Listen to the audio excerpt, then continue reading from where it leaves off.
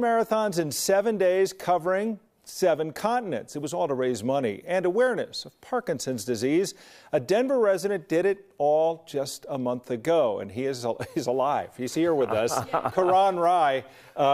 We were just talking in the break there about 7 continents. I mean, running a marathon for most people is a monumental achievement. Doing it in 7 days, amazing. The most difficult continent, you were just telling me, is Antarctica. Yeah, it was for 2 reasons. One, it was the very first marathon, so just the jitters of getting the adventure started. Right. 2, the logistics of getting there. It's not the easiest place to get to. No. And 3, once we got there, you're running on a glacier practically, and it was minus 27 with 40-mile-an-hour winds and uneven surface. So. And how'd you get there? You were just telling me that it involved some other countries' help. Yeah, so we ran at a Russian logistics base deep in the heart of Antarctica. And so we flew on a Russian military transport plane to get to Antarctica from Cape Town. So 7 marathons in 7 days, you're probably not looking around much, but was there one that was more beautiful? You get to see the whole world. Which one was your favorite? You know, Antarctica was pretty in its own way because it's just so different than what you and I get to see every day. But Perth, which was our 3rd marathon, we ran that in Western Australia. And we started running that about 4 p.m. and it was right by the bay, and it was probably one of the prettiest sunsets I've ever seen, which came in handy because it was 95 degrees and brutal and humid. Yeah, any issues as far as like any time it looked like it may not happen or something might break down or you might break down? Interesting question. So I actually ended up completely accidentally tearing my right meniscus 7 days before I started this journey. So we weren't sure how far we would be able to kind of get through this journey.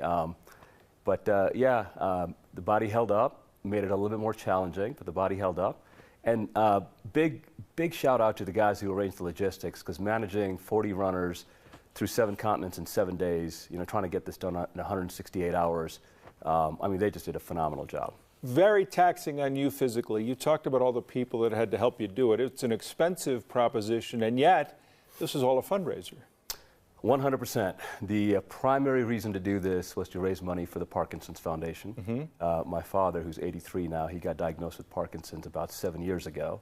And he was very active. He's a special forces guy, military man, was an adventurer, climbed mountains. And just to see, for those who don't know, Parkinson's primarily it affects your mobility. That's one of the main manifestations. But just to kind of see him from the life he was living to what that disease has done to the quality of his life. And 1 million people in the U.S. suffer from Parkinson's, and it's one of the few neurological diseases that I just don't think gets enough coverage, enough funding for research. There's no cure for it at the moment. So I partnered with Parkinsons.org, it's a great foundation out of New York, out of Miami rather. And we said, yeah, let's go raise some money and do it in a fun way that brings people in, raises awareness, and here we are. Well, seeing the world sounds like fun. Running 26 miles, 385 yards every day for 7 days doesn't strike all of us as fun. Talk about what the fundraising did. What were you able to achieve, and are there ways that people could still contribute to what you've done? Sure. So the goal was to raise $77,777, kind of in line with the 777 construct for this race. Right. We were able to raise. We've already raised over $80,000, so we're pretty pleased with that. Right. The fundraiser is still open. We can send you guys a link. It's at Parkinsons.org. Right. And in terms of the money. A lot of the money is still going to research in Parkinson's. I mean, there's no reason that this debilitating disease shouldn't have a cure by now, and I do believe that lack of funding is one of the primary reasons it doesn't. What are we seeing here? Yes. So that's my father right there, and we surprised him. So I ran this in his honor, and when I finished, I showed up at his home in Houston, Texas, and I presented him with all 7 of the medals for finishing the race. And he's a pretty tough guy, but he got a little emotional, so I've been making a lot of fun of him for being a little soft nowadays. Oh, well, that's great to see. What do you do here in Denver when you're not doing all that?